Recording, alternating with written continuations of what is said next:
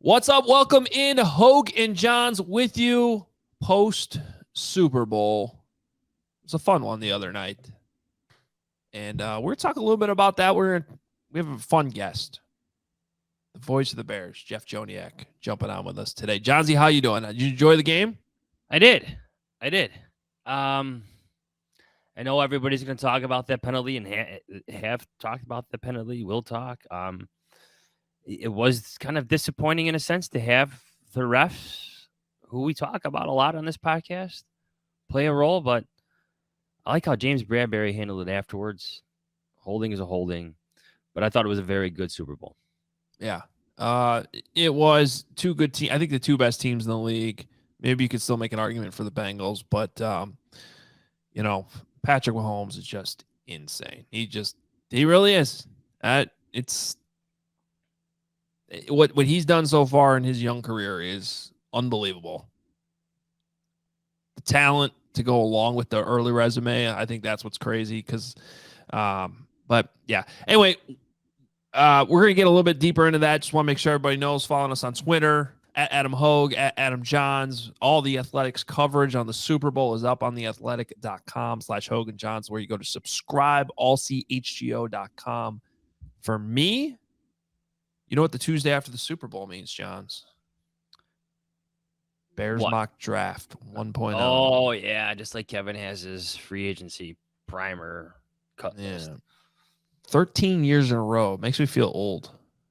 Who was your first pick 13 years ago? Do you remember? If I told you it was a Badger, does that give you a clue? Gabe Karimi? It was. And you nailed it. You got it right. My first ever pick in Bears mock draft history was actually probably the only one I've ever gotten right, which is not the point of the exercise. I always say this every year. I always put it in the first one. Honestly, the whole point of doing this is so people can learn about the prospects. And I'm never going to tell you about a prospect I don't know anything about. So the first one always is loaded with Senior Bowl players, because that's who I just got done watching, and Big Ten players, because those are the players I know well. Obviously, there's some exceptions. I went with Jalen Carter in the first round. There's a couple non-big players in there. But, yeah, I mean, the whole point is really to take whatever knowledge I have on some of these prospects and say, hey, this would be a good fit for the Bears. And then, you consume it from there and you can yell at me and all that. But that's really the point of the exercise. And we do have a video version for the first time ever on the CHGO YouTube channel. If you want to check that out, of course. After did you bring your mini big board? I did not. I actually don't have one right now. Well, I think I threw it away in the move. I think I threw away in the move last year, and I'm not sure I'm going to replace it because there's this thing called the internet. And you can just put things. You know what's cool? Actually, I don't know if you've seen this, but we actually created an internet-based database for free agency and the draft at CHGO, which our diehards can access. So if you're our CHGO diehard, go to allchgo.com/diehard. You can access all that with all the other perks that come with it. So want to make sure people. So it doesn't need to be on a board in my office anymore. Only about 25. Only 25 years behind on that one. Yeah. Super Bowl. One thought on the Super Bowl. Sorry, I was actually thinking about this when you were talking. Of course. Just not listening to me. Not listening. That's fine. I was thinking about the routes that the Chiefs were running and the simplicity of it. A lot of it is like reminiscent of that Alshon Jeffrey play that Mark Trestman had, where he would fake the end around or whatever, or fake the motion and just go sprint back out. Yeah. Yes. Teams have different names for it, but they scored 2 of their touchdowns on that way. The corn dog for the Chiefs. That's what they called it? Yeah. Peter King got that little nugget out of Andy Reid. The corn dog. Corn dog. See, our teams got different names for it, This sounds like a Matt Nagy influence there. I don't know, Andy Reid with the food. What are you saying? No, he talks about that. I'm not saying that. He loves his cheeseburgers. He does. Why did they call it cheeseburger then? Whoa, that wasn't a fat joke. I promise. That was Andy Reid. Andy Reid openly talks about his food all the time. BK, have it your way. That would have been, pretty clever, since it's like the most popular jingle all America right now. Yeah. Every kid knows it, but I just love Like they saw something on film with the Eagles where they checked their man coverage over, right? You see him slide over, you see all the pointing, you see the guys go down, and they got him twice on it, twice for touchdowns each side. I love the schematics of it. Yes, Patrick Mahomes is brilliant, but I want to give Andy Reid, the big man himself, a lot of credit for those calls. The corn dogs. He corn dogged the Eagles. Shout out to Mr. Anderson on Twitter. He actually tweeted at us this morning about that play. Oh, did he? I missed that. So thank you, Mr. Anderson. No, what he was tweeting us about, though, he was retweeting somebody else that had put this out on Twitter yesterday. John Bedell, I guess, said that the Jaguars, he found this on tape, the Jaguars ran pretty much that same exact concept earlier for a touchdown against the Eagles this year. Like, so the Eagles have been beaten by that play earlier this season. They still couldn't stop it.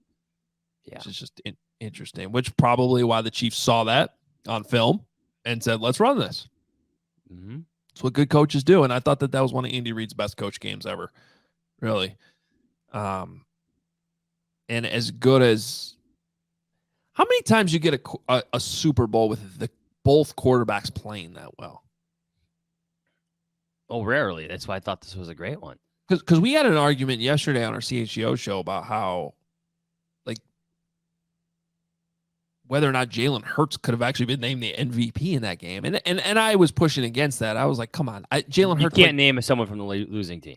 Well, I'm not even talking about that. I mean, I'm actually not against that if the guy's actually that unbelievable in a Super Bowl. But as good as Jalen Hurts was, Mahomes was better. I mean, he was 13 of 14 after dinging up his ankle. He's still running around. He's completing every that pass. Really long run down the middle. Yeah, he's leading touchdown drives. And I'm sorry, like, as good as Hurts played, that fumble still happened. And it was maybe the most significant play of the game when you consider that the Eagles were rolling. They might have been up 24-7 if that play didn't happen. The defensive touchdown for the Chiefs. And I don't know that if it's 24-7, maybe it's not the same game. Who knows? Can we give the Chiefs offensive line some credit? I know they got some help from the Turf Monster, which traveled from Chicago to Phoenix, but I mean, that's another side storyline, but I thought the Chiefs offensive line, well, they deserve a lot of credit. Because we had talked a few times about how good that Eagles defensive line was. 70 sacks to the Bears 20, right? Brought that up a couple times last week. Mm-hmm. Not one sack on Patrick Mahomes. Some of that scheme, but some of that is them. And some of it's the grass. Yeah, all the above, but give them some credit. I still don't understand how it could have been that slippery. Like, you're in the desert. It's not like it's humid. You almost wonder if it got humid within the building once it was brought in. You know, because that's the same turf that's at Soldier Field this year. That's Tahoma 31 that they put in, which I thought was a lot better than the past. Now, some players were still complaining about it at times. I still think it was an upgrade. I was on the Tahoma, Tahoma 31 has a Twitter account. Like the actual company. And obviously they're on the defense right now. But if you kind of read through their tweets, a lot of which are like, hey, this same turf exists in a lot of different stadiums, including the Eagles' own stadium, by the way.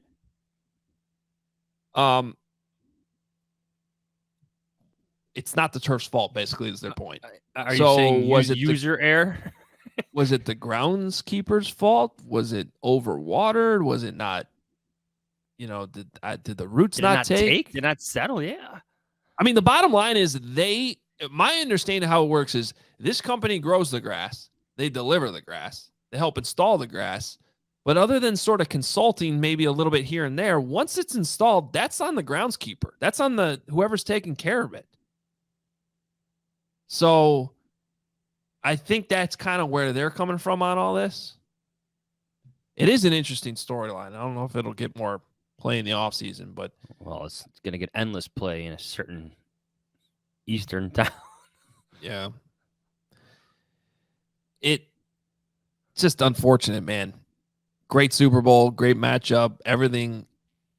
you know this from being at Super Bowls, the amount of work and the amount of detail that goes into every single little day, the planning, the stuff they put up on the buildings, like it's insane how much work it is. And then to get to the game and the grass doesn't hold up, it's very un-NFL. It's very, it stinks. Yeah.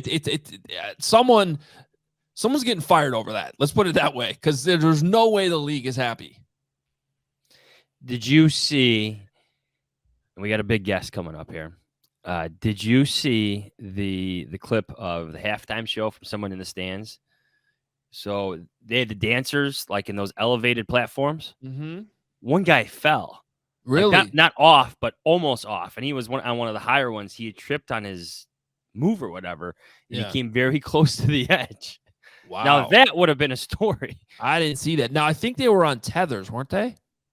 Were they? So I think Rihanna was. I assume they all had to be, right? Like, so if this dude falls, the big coat isn't going to save him. Maybe it is. Maybe it's one of those like motorcycle ones that are inflate, but like he's going to be hanging from there at some. Now you really have a lot of viewers. Well, and that's why I'm thinking he had to be tethered, right? Because if he's not, and you literally have a dancer die at halftime, like, do you finish the game? No. Probably so now not. you're gonna cut the Super Bowl short. I mean that's why I gotta imagine if they were tethered, it had to be. You could not see them. I did not notice that in any dance that they were doing. Right. Well, or maybe this person, because they were dancing like crazy. Yeah, maybe this person actually slipped on the hidden tether. Maybe. I don't know. Well, I didn't even think about that. That's crazy. It's a good halftime show. Good job by Rihanna, because I had low expectations after how good last year's show was. And I said this yesterday. I think last year's was better. Yeah, last year's still was better, but I thought that like this year was just bound to be a letdown, no matter who it was. Like it was almost like it's just an unfair position, like having to follow the greatest, in my opinion, my favorite halftime show ever. I know people have different opinions based on their musical taste. I get that Prince was obviously outstanding, Super Bowl 41, but like last year to me was my favorite ever. But so for Rihanna to still deliver the way she did, and I enjoyed it, good for her, man. That was awesome. I like the simplicity. Like I like last year's show, but I like the simplicity of just one star handling the halftime show as opposed to like this entourage of musical talent. Yeah. That's just me. Even though I really enjoyed last year's show. I mean, I thought Chris Stapleton delivered an awesome anthem. Yeah. I would love to see him do the whole halftime show. He'd be good. It's the best. I went to his concert over the summer, and they had to rush through it because of the weather. And then it never rained. That was frustrating. It's still a good show, but they were worried storms were coming, so they're trying. He was openly like, "Yep, I got no talking. Just going to play as much music as we possibly can because we're going to have to get out of here." And then it never rained. All right. Well, good job by you securing one of our favorite guests, the voice of the Bears, Jeff Joniak, jumping on with us. And it's always fun talking to Jeff. Thought it'd be a good time to kind of recap last year, talk about the offseason, where he stands on a lot of the stuff, Justin Fields. So let's jump right in with the voice of the Chicago Bears. All right. Well, with the Super Bowl behind us, the Chicago Bears are officially on the clock, which is still weird to think about. We thought it'd be a good idea to bring in our favorite guy in the world, the new voice of the Senior Bowl, apparently, which I just learned. No. Pinch hitting. Jeff Joniak is with us. What's up, Jonesy, as John Fox used to call you? Right, he did. Yeah. It's good to see you guys. Now, I know one of you went to the Super Bowl. I'm not certain the other one did. Is that correct, No, Adam Johns? I can't drag Johnsy to the Super Bowl. I don't know what it is, but he won't come with me. Why don't you tell people what I did, Adam Hoge, when I found out, scrolling through Twitter and seeing a bunch of smiling faces, what my reaction was. So, yeah, I don't know how many people saw this, but Mark Carman has been doing these videos, essentially like doing an impression of Greg Bragg's, like his Rise and Shine videos. So he's in a car. We're on our way to Radio Row, I think, on the first day. And Carm's doing this just ridiculous Carm video that he does. And apparently, Joniak got a big kick out of this. So, like, we're sitting down on Radio Row. I think we were literally about to interview somebody. And my phone rings, and it's Jeff. And he's like, "Are you at the Super Bowl again?" I went to, I believe, 27 in a row. And then during COVID, that changed things. And so, yeah, there's not enough dough in the till to send me to do my thing. So I always loved it. People said, but you're not, your team's not there. What? Yeah, I loved it. I loved it because I love football. So I love being around. So I was quite jealous. Jeff, I think the last time the Super Bowl was in Arizona, you and I went to that concert put on. It was it Florida Georgia Line? Wait, weren't Dirk we just Bentley. supposed to be only working at the Super Bowl? You're telling us we're having fun too? Was it Florida Georgia Line? Eric one of my Church, favorites. Dirk's Bentley was awesome. Oh yes, I remember now because there was a bunch of them. Yes, we did. It was a fantastic concert. We went out. I remember. After that, yeah, great night, great times. I remember you maybe like bring a suit coat. Bring a suit coat to the con. Like, do I really have to bring a suit coat? No, because it was a corporate invitation, bro. It was. I get it. Hey, listen. But nobody was wearing one but you and me. Yeah, well, we look good though. We look good. Hey, this goes back to when I was at the old WMAQ and we're covering the Bulls. I'm sorry about that. Phone, call Chiefs the curse of MVP Hex? No. Come on. You're a radio professional. You know to have your phone on vibrate during an interview. What is going on here? Well, see, when your broadcast partner is Tom Thayer, you have to make sure you don't miss a call because you'll get eviscerated for it. So, yeah. Anyway, when at the old MAQ, and I know we're a little bit off topic here, but I was sports director. And when you're covering the Bulls, you dress well as a reporter because I always felt MJ and Pip and those guys appreciated you dressing for the occasion because each and every one of those games was an occasion. And so I made my guys wear sport coat and tie. Andrew Siciliano was one of my guys back then, believe it or not, from NFL Network. And, you just try to dress for success. I think the first time I showed up at a sporting event was Wrigley Field in the press box for an April game when I was working at Sports Phone in the mid 80s. And I showed up in a suit and tie. Everybody looked at me like I was from some outer space. Yeah, it was. But you dress for success. Well, those baseball guys dress down. Let's be clear about that. If we're and that was the old guard. So sports writers, yeah, that was the old guard. You think about it, cigar chewing old guard, which I have great respect for. Plus, it's their booth. It's not a booth. It's their press box. Yeah, Baseball Writers of America. So you're in their territory. Anyway, I digress. No, but that is interesting and it's changing a little bit. Like I've even noticed on Radio Row in recent years. I used to wear a suit coat usually with jeans or something, but now it's like all hoodies and people are just chilling. Part of that's our company too, but yeah, it's a little different. Speaking of Andrew Siciliano, he was down there at the Senior Bowl. Yep. You were down there at the Senior Bowl. How much did you get out of that? First of all, did you enjoy calling that game? Did you enjoy that experience? And then, how much did it help you get some prep for what's going to be an exciting Bears draft? Oh, certainly. So I was only down there on Friday evening and Saturday of the game. So I didn't get to see the whole week, watched every practice and all that and taken notes. But yeah, it was a very unique experience. It was the first time I'd ever done what would be considered a national broadcast. And the hardest part, I couldn't tell you right now who was on the American team and who was on the national team because they all blended together. There's 120 guys and the roster's changing over the course of the week. And on game day, guys that you thought were going to play were probably pulled by their agents and not playing. So I wanted to really see Adebawore from Northwestern play because he just stuck out. It's funny when you're analyzing these things and you're not a professional scout. You're just an observer of football and an analyst of football for the last 30 plus years. You do see the traits and they stick out on tape, if you will, or on the screen. And so that guy probably made more money than anybody that week. But it was challenging indeed because,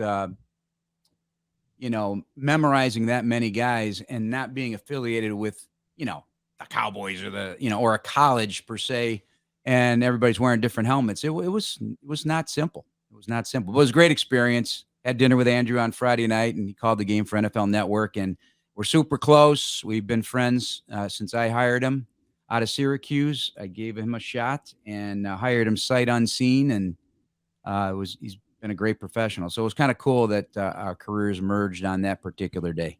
And I'm sure he'll be reaching out a little bit more now that the Bears are going to become maybe one of the biggest storylines of the offseason. Now, you remember a year like this? No, sorry, go ahead. I don't think so. 2010, when the Bears had big free agent haul, was Julius Peppers haul, and now I'm kind of trying to remember who else was brought in during that time. Chester Taylor and Brandon Maleuna. Did I say that right? Yes, you did. Do you remember that press conference though? Wait, it sounded better than what it. I mean, Pep's a Hall of Famer and was a big part of that defense. And but let me tell you what happened. So NFL Network, the Bears were such a big story. They flew me out to LA to be on Rich Eisen's show. And I remember being in a production meeting with Mike Lombardi, and I'm sitting there, I'm in awe, right? They flew me out to talk about NFL free agency. The Bears were such a big story. And I remember that meeting, and we were getting panned. I mean, you guys, what did you really do? That type of thing. And I'm like, well, you just have to hear my opinions when we get on set. So I was very positive about it all. And ultimately, they go to the NFC Championship game. And Rich Eisen that day, I saw him on the sidelines at Soldier, and he goes, I got to admit, you were right and I was wrong. I mean, they made it to the NFC Championship game and very easily could have gone to the Super Bowl that year. But not since then, not prior to that. I mean, this is, I said it in my sportscasts yesterday. This is the heartbeat of the league until further notice. Chicago, Illinois. Hallis Hall will be under the microscope, and we are going to hear some crazy things from analysts. We're going to hear rumors galore that won't make any sense because it's now the Bears that are the talk of the town, for sure. They have the most cap space, but if you want to compare it to 2010, like the first draft pick that year was Major Wright. Wow. Third round. Third round. First pick this year as well. I think they're going to trade it. What type of vibe do you have about that? Just increases the excitement, in my opinion. I mean, that's why everybody's stirred up and everybody's assuming, and playing fantasy football in their head because it's not their money. How it's all going to be dispersed financially, and I mean, Jeff, they're going to trade down 3 times, and maybe they will. I don't know. But it's going to be a great debate, ultimately, in the end, what ultimately happens. Because it's a signature moment for the future of the franchise. Would we all agree? Absolutely. Yes. Yeah. Not just the number 1 pick, but how you dole out this cash, who you re-sign from your roster, what you're looking for, how do you load up on one position? I keep talking about the Lions, and I'm a big offensive, defensive line guy. So I want to build that. I am almost microscopically looking at it because I can fill in the blanks elsewhere. I know it's not sexy to talk about that. You want to talk about wide receivers and get the game breaker and all that. But you're not winning if you're not blocking and you're not rushing. So I just feel that that's the focus. And the Lions drafted 3 defensive linemen last year. One who became Rookie of the Year, the Pepsi Rookie of the Year, and Aiden Hutchinson.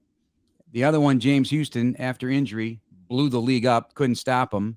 And the other one was Pascal, who's a solid. They rebuilt one side of the ball, and it made a difference. It made a difference in their season, and it's now one more building block. I feel the Bears have to do the same thing on both sides of the ball. Yeah, I think there's a blend of a different approaches that we've seen around the league here in the last couple of years that are worth watching. I mean, the sort of the dream scenario, right? We're at the Super Bowl last week. You're talking about the Chiefs. You're talking about the Eagles, the way they built those teams. Ryan Poles came from Kansas City. Ian Cunningham came from the Eagles. That's great and all, but that's going to take a few years. You can't just do that in one offseason. But I think the Lions are a great example about how they've really they stuck to their approach. They said, this is what we're doing, and we're building this thing up on the line of scrimmage first and foremost. And then also, I think in terms of having to spend money, which the Bears literally have to do, they have to spend money. They can't sit on it because they there is a floor they have to reach. And that's where I look at what the Jaguars did last year, which was like, I mean, they got criticized for some of those signings, but they were in a similar situation where they had to spend the money. They tried to do it smartly. Both of those teams, the Lions almost made the playoffs. They did everything they could at the end of the year to get there, and the Jaguars ended up getting in the playoffs. Yeah, all true points. And there's a phrase that I always used about, and I read it from somewhere, and I never forgotten it. It was, Washington, how they always were, lions in the spring and lambs in the fall. They just poured money into anything that moved that they thought might be able to help their team in free agency. And I don't want that. I don't think Ryan Poles is going to do that. He's going to be measured. Like you say, there is a spending threshold you have to reach, but you'll be rewarding some of the guys on your roster, no doubt. But even then, you have to be careful about how much you're investing. And I think you just got to go with your gut instincts and don't think you just need to just blow it all. And it'll be interesting. I hope you got to get a volume of players. It can't be one or two. They're not there yet for the one or two to send them over the top. But boy, they can make huge strides. And I know this whole town, this Bears fandom is super jacked. And I just hope their expectations get tempered just a hair, just because, again, it can't all be bought in 1 year. I'm curious, like going off exactly what you just said. We've seen different strategies unfold at least the past 10 years covering this team. Ryan Poles is attempting something completely different. What do you make of the process? Like, this isn't Phil Emery signing Brandon Marshall or trading for Brandon Marshall, Martellus Bennett. This isn't the spending that he did. This is different. Like, what do you make of the process that Ryan Poles all for it because, you guys are probably going to jump down my throat on this, but I've said it before, and maybe I've said it to you guys personally off the record. I don't love free agency. It's sometimes fool's gold, maybe more often than not. And I know it's a part of the game, and you got to do it. But you're getting less tread on the tire. There's already been, maybe in some cases the best work already has been done, and now you're paying for what somebody did, not what they're expected to do. And that's hard for me as a football fan, first and foremost. And I know, listen, how many times we heard from agents and players? The agents are trying to make their money, obviously, and represent their player in the best way possible. And while also doing that, showcase their wares for the next wave of players that want to hire them. But, they're only looking about what I'm going to see in the future, not what, and whatever they did in the past is the past. And I know it's hard for people we all think, hey, look at my track record. I should be paid now. But what is it you're going to do for me next? And that's the approach you have to take, in my opinion, as a general manager and a personnel department. Make sure you do it in a way that is constructive, measured, and you just don't be wide-eyed and want to take everything off. It's not a shopping spree. It can't be a shopping spree. Would you guys agree? Yeah, I agree that most of the time, I think the overwhelming majority of the time, you regret spending the money in some way, shape, or form. Even if the player ends up being pretty decent, usually there's a year or two on the back end of the deal where you're like, oh, this guy's over the hill. Now we got to eat some dead money. There's always a catch to it. There's rarely ever the signing that is just like, oh yeah, that was a home run, easy money. We got great value on that. It almost never happens. I mean, Julius Peppers would be like, you brought him up, like that would be an exception. But that team was built to win. It was built to win. Correct. But even at the end, didn't they end up releasing him with some money left on that contract? Phil Emery did that, yes. And so even in that case, there was there was leftover cash at the end of the thing. So there's always a catch in free agency. But that's the business, though, and we all accept that. So that is an understanding. But when you go through your rosters every year, like I do, and get ready for preseason games, and I always refer back to what the list of names that are on the list almost surprise you even 1 year later. This is such a turnover. Look what Philadelphia did in 2 years. I mean, 2+ years. Amazing. They overturned the roster and made it into a potential championship roster once again. 3 points shy of winning the Super Bowl. That's the league now, man. I mean, you're not here for very long on some of these teams because everybody's impatient. Coaching changes are made. New systems are brought in. And I'm uniquely interested. The best news of the entire offseason period, in my opinion, is you didn't change. The offensive coordinator remains, because look at how many offensive coordinator jobs are out there. It's a lot. They're not all filled yet. And that's the biggest decision you make on your team, in my opinion, outside of the head coach, is who's going to be calling your plays, who's going to design the scheme. And if that keeps changing, no matter what you do in free agency, you're just spinning your wheels. There's got to be some traction here for the Bears and for Justin Fields. And, Luke Getsy, got his taste of head coaching at the Senior Bowl. And if he does well, he's going to be a commodity, obviously. And he was last year. So I just hope that the system stays in place for as long as possible. What's at that point? That's the biggest story of the offseason, if you ask me. I agree that, and I think keeping Ian Cunningham is underrated too, because he could have left it. All right, let's see it. Let's test your recall then. I don't have good recall, believe me. So don't embarrass me now. I'm not gonna. No. I'm gonna ask you a question that you shouldn't get anyway. But who led the Bears in receiving in preseason week number 1? Can you remember these? No. The answer is Tajay Sharp. Now, why do you know this? Because I just looked it up. Otherwise, I would have no idea. Yeah, I just brought up the game book. Right? Massachusetts. Yep. Product. Yeah. What about him? What's that? What about him? I'm just wondering what you remember about that. No, there is a point to this. Remember Kevin Shaw? Yeah. Chris Fink? Right. Fink, you can't remember how to say his name. Right. Maybe you Notre do. Dame. Here's the point. The point is, now that's preseason stuff, but this season could not have been easy for you calling games with the number of random players that were coming through on waivers and getting activated, especially the last 4 or 5 weeks of the season, like guys we had never heard of that are, you forgot they were even on the practice squad, like things like that with this roster this year was pretty insane. Especially the secondary. Yeah. Well, the last game of the year. I mean, I put together my chart and my board, and, you find yourself penciling in stuff and having, hey, Doug Coletti, my statistician and director of research, hey, I need you to do some research on this guy real quick because he's activated. And that could be for other teams too. But yeah, I mean, we knew that going in. It was going to be the Seattle Seahawks approach of John Schneider, and he made so many transactions, an absurd number of transactions. And I believe it'll continue that way for the Bears moving forward here in this calendar year and beyond, because you're going to have to keep finding the best juice and squeezing those grapes to create your ultimate roster that's going to compete. Who on this roster, though, from this season, and maybe I don't know, not necessarily an obvious answer, but like who did you sort of fall in love with calling their games this year? Just somebody that you enjoyed having out there despite the 10-game losing streak. Oh, I love Jaquan Brisker because I think safety play is very critical in terms of being a playoff team or not. You got to have a tone setter back there and a badass, and I believe he's both. And I think his future is very bright. More he understands the game, more he learns the game from this particular scheme and how he's deployed. I love the fact that he's an outstanding blitzer all the way back to Lackawanna Community College there in Pennsylvania. So I just love safeties. I love safety. So I enjoyed his play. I love the way Eddie Jackson played at the beginning of the season. Heck, Elijah Hicks impressed me too. Not just, he's a very good special teams player. He's got a spot on this roster, and that's a guy. He's a very smart player.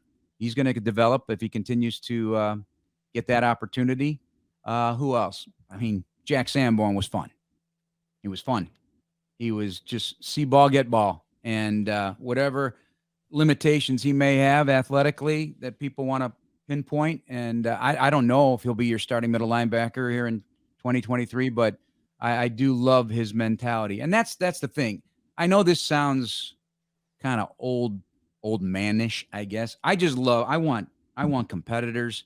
I want guys that are nasty football players, good guys off the field, high character, high football intelligence. This is what I prefer after being around this for so many years. I just want guys who love the game. And you don't have 53 guys on your roster that love the game in 32 cities. They just don't. They're doing it in many cases because they're good at it. But do they love the game? I want guys that love the game, and that's the hardest player to find. And I do believe Ryan Poles and Matt Eberflus know what they want, and that is what they want, those types of guys. And they can speak it, and it becomes their mantra. And people maybe, we've heard many things like this over time, but I want to find those guys who love the game. Love it. Urlacher style. Love the game. Went out there, love practice, love being with the boys. Briggs likes to have his fun too, but when it came to football, loved it. Loved those guys. Peanut. Guys who love the game. I want those guys on my team. What was it like? What was it like calling Justin Fields' development? It was hard. Yeah. I've told people, okay, I mean, listen, Lamar Jackson, Michael Vick, Favre, Rod, the guys who are mobile and make plays, but not like that. I mean, Lamar did. Lamar has. Michael Vick did. Vick did, and he has. But it was hard catching up to him. I didn't know what was coming next because you're going back to throw, and in many cases, he wasn't going to throw. He was going to be running with the football. And so I had to recalibrate how I call the game, and I was behind on him. And he is a treat, man. It's just you just don't know what's coming next. And if I'm thinking that, the defense is certainly thinking that as well. So it was fun to call his games for sure. Exciting drama. The takeoff runs where you think, well, there's no way he's gonna. And what? He's pulling away from guys. He's that fast. It's the greatest quote of the year. Matt Eberflus saying that Justin Fields is fast as he needs to be, which means he's got gears, and when he needs the gear, he's gonna shift it into that gear. He's fast as he needs to be. That's a very powerful quote. Did it ever feel like calling one of like Devin Hester's returns? Yeah, I've made this comparison. Thank you for bringing that to my attention because Devin, he's gonna catch the ball. He's going to catch the punt, and then he's going to go to work, and he's got blockers. He's moving forward. Justin, you don't know. He could throw the ball. He could turf the ball. He could throw it out of bounds. He can tiptoe the sidelines and keep going and not go out of bounds and avoid a hit. I mean, you just never knew what was coming from Justin. Those were crazy plays. Devin, though, you knew he was getting upfield. Once he made that one cut and gets vertical, he's gone. And those guys love blocking for him, obviously. And I think the same thing is happening with Justin. Those guys are getting a kick out of just rolling guys to make way for number one. That's an interesting way to think about it because you're right. Like we tend to learn certain tendencies of players and kind of what they're good at and what they're not good at. And you kind of have a feeling of even sometimes when the ball's in the air to a certain wide receiver, the percentage chance in your head that it's going to be caught or, a crazy catch is going to be made or something like that. But you're right with Justin. He might just unleash a 40-yard bomb downfield too. Like on any given snap, anything can happen. Because here's what happens. Your job is to follow the ball, right? When you're calling plays, but I like to set the field and get real detailed on that. Set it up, let it rip. But you start becoming a fan of what he's going to do, and you're watching instead of describing. And I got suckered into that this year a couple times. The euphoria, because we haven't had a player around here since Devin like that. With all due respect to everybody else, the dynamic player is the rare player, and he is the rare runner. And I found myself at times like, oh my God, he's going to go. This is what I'm thinking in my head. And now you're trying to formulate it. How are you going to describe it? I think you always look back as a play-by-play guy, and I've talked to other you'd love to recapture certain moments and redescribe them. But you don't get that chance. You just got to come out of your mouth, and whatever happens. I want to share one. Go ahead. Sorry, John. I want to share one takeaway from my Super Bowl experience last week. Because when you're on Radio Row all week, you talk to so many different people from across the league. Certain narratives or conclusions can be made about what people think about certain players or whatever the storylines are.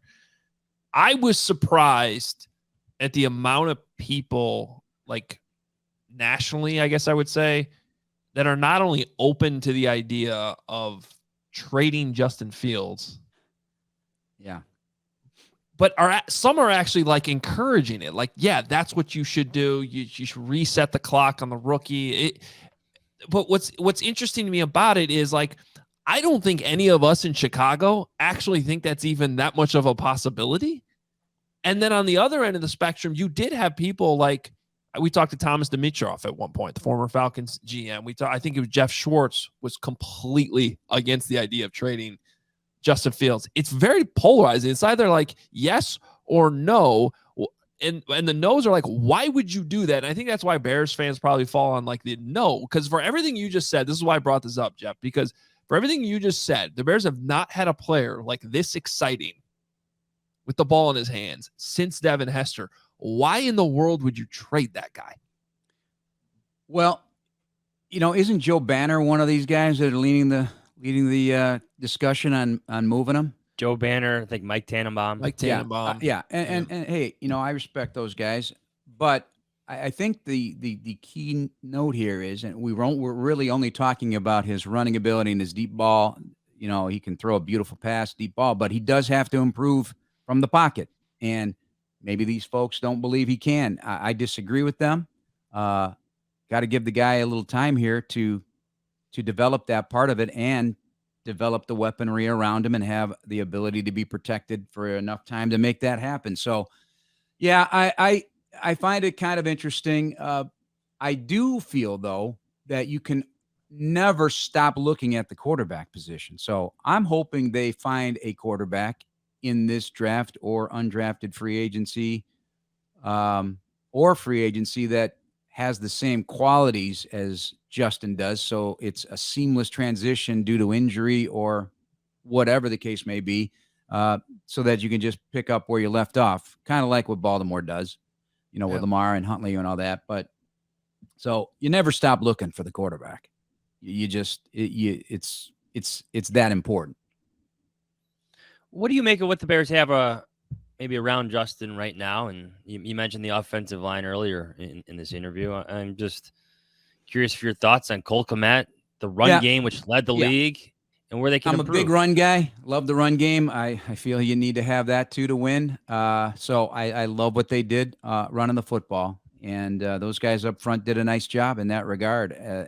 Cole Kmet, Tom gives me a hard time because when we do our videos to preview the game for our TV show on Fox, we have to pick, a player to watch. And it's almost every week I'm picking Cole Kmet because I think he can be a matchup problem. I know how that goes. Every week I was picking him to score touchdowns, and then I stopped and he started scoring touchdowns. And then he finally started scoring touchdowns once you stopped. I said, listen, how many do you wind up with? 8? Or how many do you have? 7, I think. 7? I said before the year, he's going to have 8 to 10. So I was hoping, because Tom was telling me, just calm down already, will you? He thinks there's a love affair going on here. But I look at the tight end position around the league right now, and look at the job. Goddard made some amazing catches. Cole can do all of this. Okay, Kelsey's in another planet, no question about it. His playoff numbers would be an all-pro season. That's what he's put together in the playoffs, and they got great chemistry there with Mahomes. But that's brewing. That's brewing with Justin right now. And the addition of another tight end of consequence would help him even be more impactful. So I think Cole had a terrific year, despite the circumstances, despite the losses. And he is what you really want. He loves the game. He's high character. He represents the organization in a way that is really unique, given his interest in the Bears since he was a Tyke. So that's a keeper right there. I love Darnell Mooney also. I love Darnell. I know he loves. Again, this goes back to my checklists. Loves the game, works at it terribly hard, and there's still a bright future for Darnell Mooney in whatever role that he ultimately will rise to. So offensive line.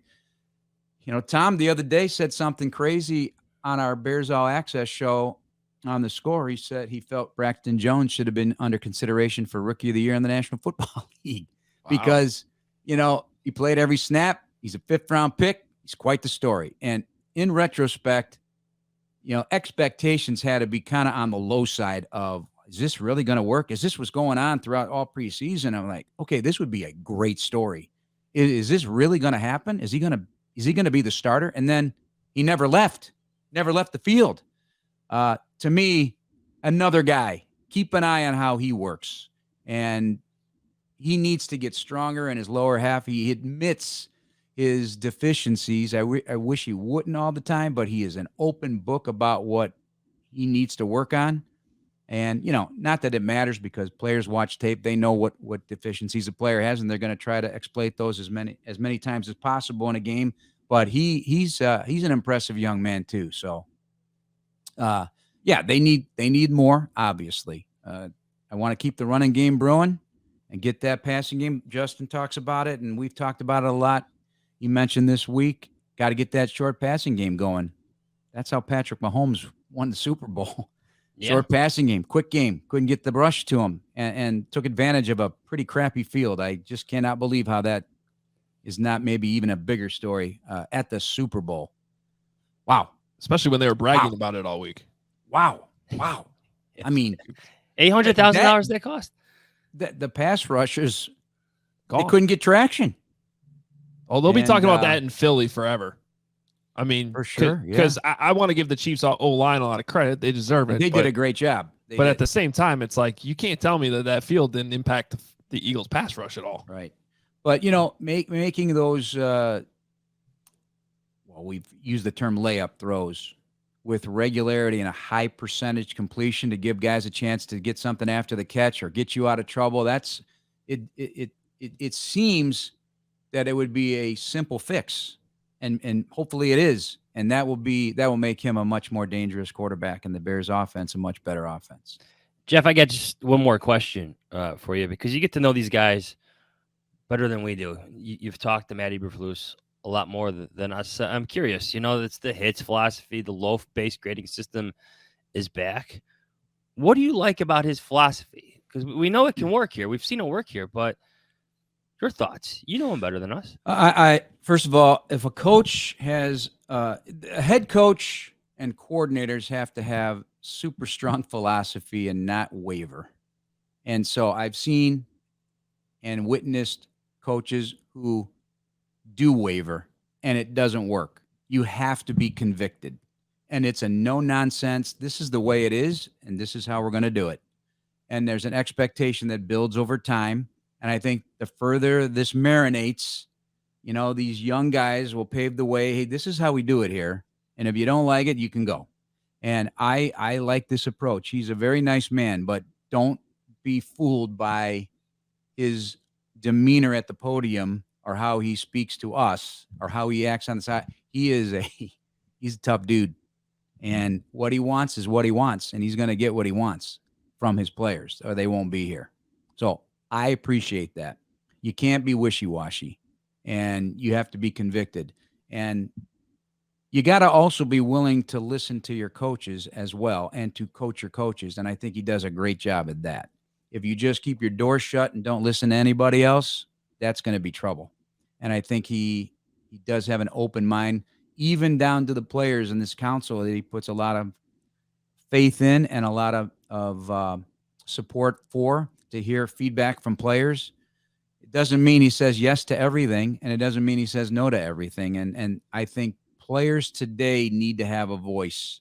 It's just the age we live in right now. They want to feel like they're part of the solution.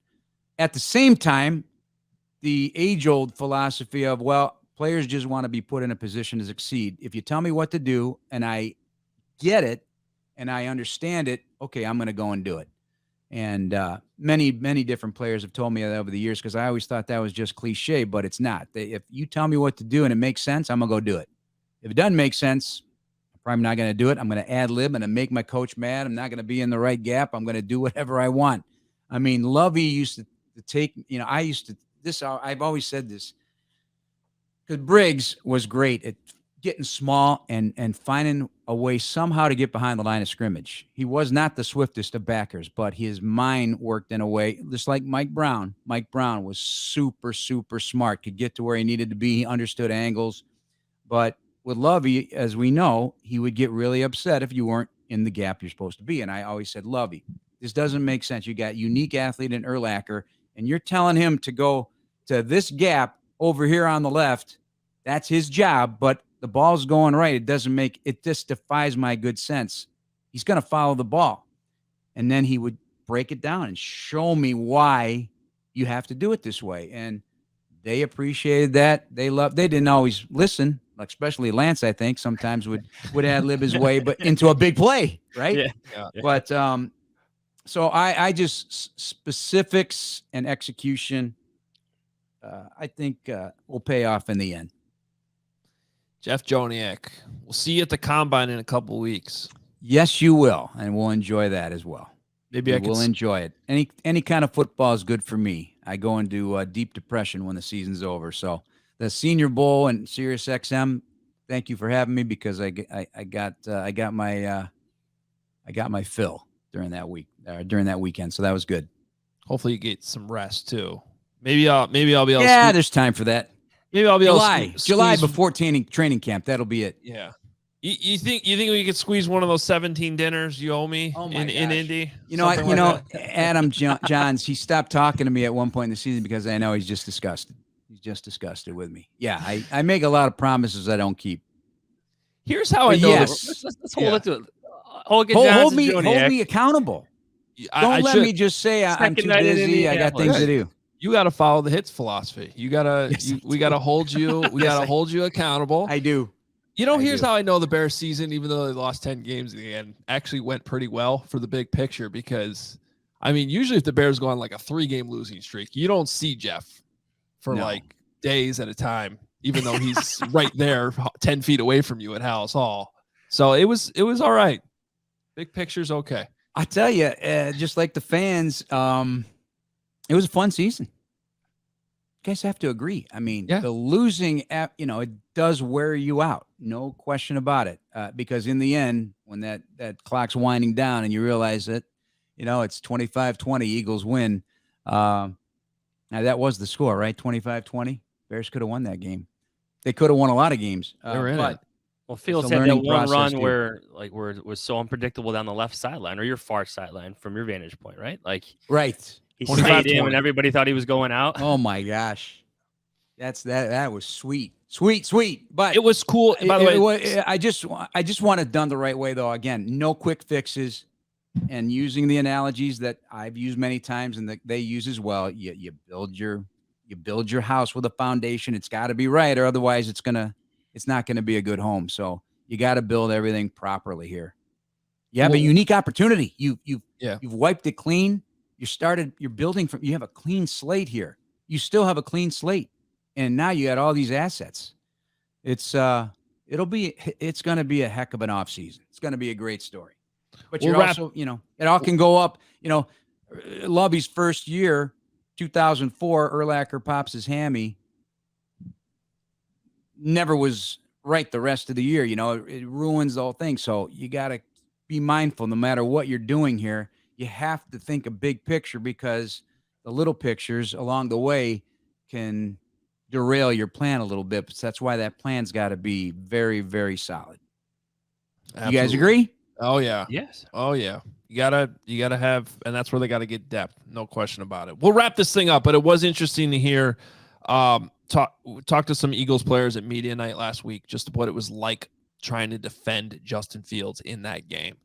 And like they're like, you can practice it all week, but you don't realize till you get out there how big and how strong he is and how hard it is to actually tackle him. By the way, this is a team that has Jalen Hurts that they go up against in practice, right? Like TJ Edwards, local kid, was like, didn't realize till we were out there on the field that like he'll just run through your tackle, and if you're able to actually get to him, he'll do that. So it's pretty impressive. Watching Hurts scramble, Adam Johns. I know you're about to speak, and you've been cut off a lot on this show, by the way. The big guy here is kind of running the show. What's going on? Yeah, what's going on here? Don't leave. You feel you're looking like the little guy here. Jeez, Jalen Hurts. The camera here or something. There we go. I'll mute myself. Okay, I'll just mute myself. Would you guys agree? And Adam Hoge, did you stay for the game? I did not. I came home Friday. Okay. Yeah. Which is always puzzling. I always stayed for the game. That's the best part. Yeah. I like being there. I like saying I saw these great moments and they were jaw dropping, and I've been to some great ones. And to leave, it's the one day where I can personally just watch the game. Okay.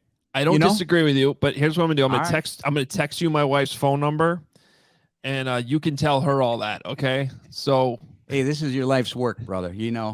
I know, work-life balance is critical, but you just gotta make sure you leave pockets of that balance for your family. Yes. Which is why I come All home right? on Friday. You got to work and at watch it. the No. game on Anyway, TV. Yeah. I'm going to forget what I was saying here. But when you watch Jalen Hurts run, he runs very, very well. No question about it. But nobody runs like this guy. No. He's a freight train. And when he was doing his media tours at Super Bowl week, he was in short pants. You see how strong his legs are. I mean, take a look at he is a strong lower half, so he's breaking tackles. He will blow you up, but I just don't want him to get hurt.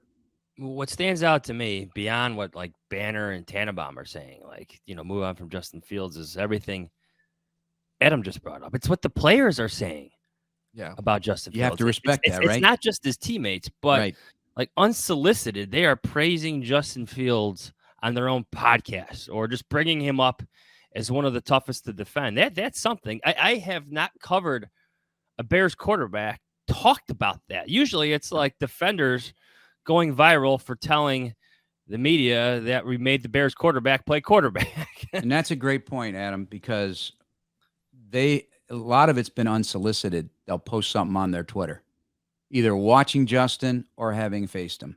That's a great point. And it all starts there. Players know first. Yeah. They know first. They know in the offseason whether or not this is going to be a good team or not. They know it, how they're working, how they interact with each other.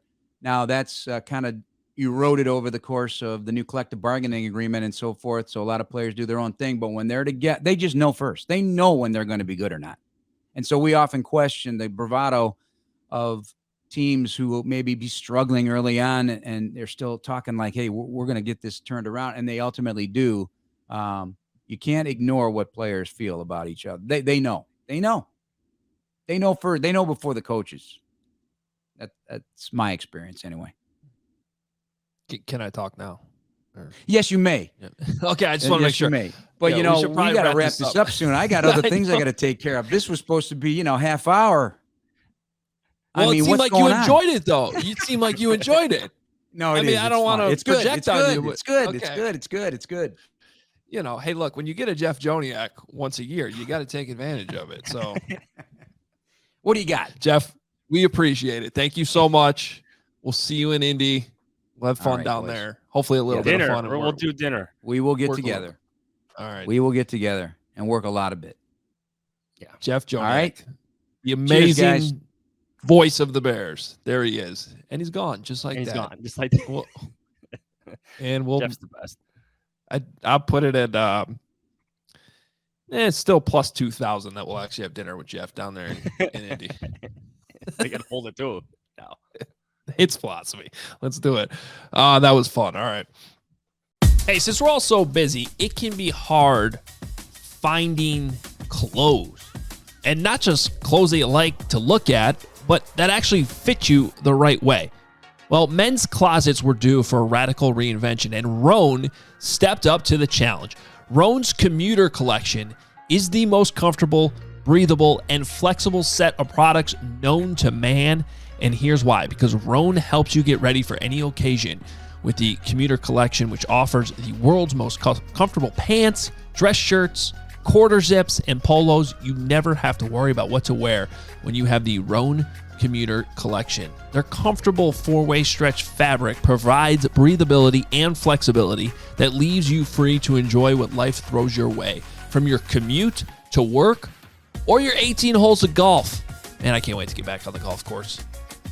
I have a pair of Rhone pants and a button-down that I love because you can pretty much wear it anywhere. You can dress it up, dress it down, wear it golfing. You really can because of the fabric and how comfortable it is. The commuter collection can get you through any workday and straight into whatever comes next. Head to Rhone.com/Adam. Use promo code ADAM, and you'll save 20% off your entire order. That's 20% off your entire order when you head to Rhone, RHONE.com/Adam. Use code ADAM. It's time to find your corner office comfort.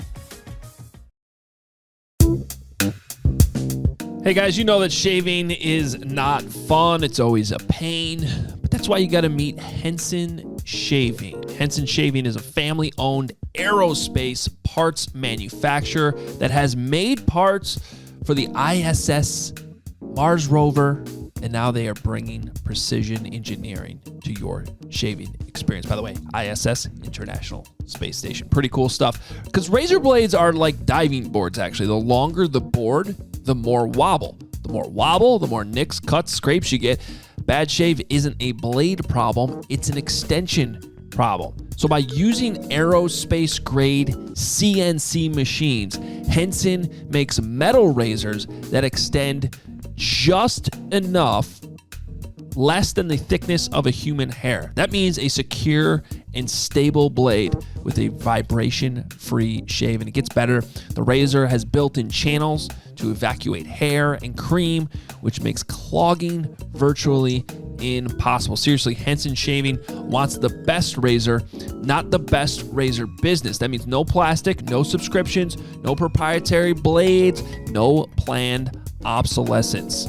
The Henson razor works with standard dual-edged blades to give you that old-school shave with the benefits of new-school tech. Once you own a Henson razor, it's only about $3 to $5 per year to replace the blade. Seriously. All right, I'm going to be honest with you. I am not a big fan of razor blades. I typically use the electric way to go about this, but Henson Shaving, you're going to want to check it out. The blades are great, but also the weighted handle is a huge difference maker as well. I really like it. It's time to say no to subscriptions and yes to a razor that'll last you a lifetime. Visit hensonshaving.com/Adam to pick the razor for you. Use code ADAM. You'll get 2 years worth of blades free with your razor. Just make sure to add them to your cart. That's 100 free blades when you head to HENSONSHAVING.com/Adam, HensonShaving.com/Adam. Use code ADAM. Well, that was fun. And I guess that's the pod. I mean, we talked to him longer than we were supposed to. So that's good. When I first reached out to him, I said, he's like, how long do you need? I'm like, 20 minutes. We exceeded that by 30. See, I think we're pretty good, though, at reading the guests. And it didn't seem like he was in a hurry to leave. No, he wanted to hang out longer. Yeah. So I'm sure if it's a problem, I'll hear about it if I haven't already. So check your phone. Oh, he's a good man. All right. Well, that's going to do it for us. A fun episode. I am going out of town. So you're just going to have to figure this thing out without me. I can actually get some words in. Yeah, I was going to say, I won't interrupt you on the next pod. I'm sorry if I was doing that, man. I'll just yell over Kevin Fishbane. No, we're good. We're good. Jeff was going. I was just excited. And it was actually kind of hard to get in between his thoughts sometimes. Yeah. Whose show is this? Who was the coordinator? Was it Hightower or was this? Or was it Sean Desai? Who am I thinking of? Like recently in the last couple of years that like you never could tell when he was done talking. Oh, it was Sean Desai. Yeah, I think it was Sean. Yeah, and I've told him this afterwards. Joniak's texting us right now already. Yeah, he is. I've told this to Sean as we had a tough time picking up his voice inflection of when he was finishing his answers. Yeah. Like Harry Heastan had that too. He had a little hiccup in his words, like everything had a little, or something like that. It took a while to find your gaps, to get your questions in. For the whole year, Sean Desai was the defensive coordinator. I think everybody interrupted him at least more than once throughout the course of that year. And everybody would be like, oh, sorry. Sorry, Sean. Well, everybody's trying to get the question in. So if there's any type of pause, they jump in. And anyway, sorry if I was cutting people off. Love both of you guys. All right, I'm getting on a plane, going somewhere warm. Yeah, let's call this. You enjoy your vacation. You're like, wait a minute, you were just in Arizona. I was, but you know this. You're in a convention center all week. Could be in Arizona, could be in Minnesota. It doesn't really make a difference when you're at the Super Bowl. And this time you'll have family members with you. Yes. Get a little sun in. Eat it. Recharge for the combine. I love the combine. I know you love the combine too. So we'll have fun there. Yeah, you're going to be talking to Kevin Fishbane later this week. I'll be back next week. We'll keep things rolling here. But thanks to Jeff Joniak for jumping on with us today. Hopefully everybody enjoyed that. Make sure you check out my first Bears mock draft. It is up allchgo.com, and there's a video version for the first time ever on the CHGO YouTube channel. So please go over there, hit subscribe, check it out. Appreciate you doing that. Johnsy's coverage all up on theathletic.com/Hoge Jahns. A lot of good coverage just across the Athletic in general from the Super Bowl. Lots to catch up on. The turf that Joniak brought up. Good story on that. All kinds of good stuff from him. Brugler has his top 100 players out. Boom. Hit that. There it is. So now I can go look at my mock draft and see how far off I was with some of these guys and trying to project what round they're going in, which always happens with the first one. You know what? After the first 15, it's always a crapshoot anyway. It is. Every single year you sit there on Saturday and you're like, how's that guy still available in the 6th round? How'd that guy go in the 2nd round? Just how it works. All right. Well, we're out of here. I'll see you guys next week. Johnsy, we'll talk to everyone on Thursday. I'll be here. See ya.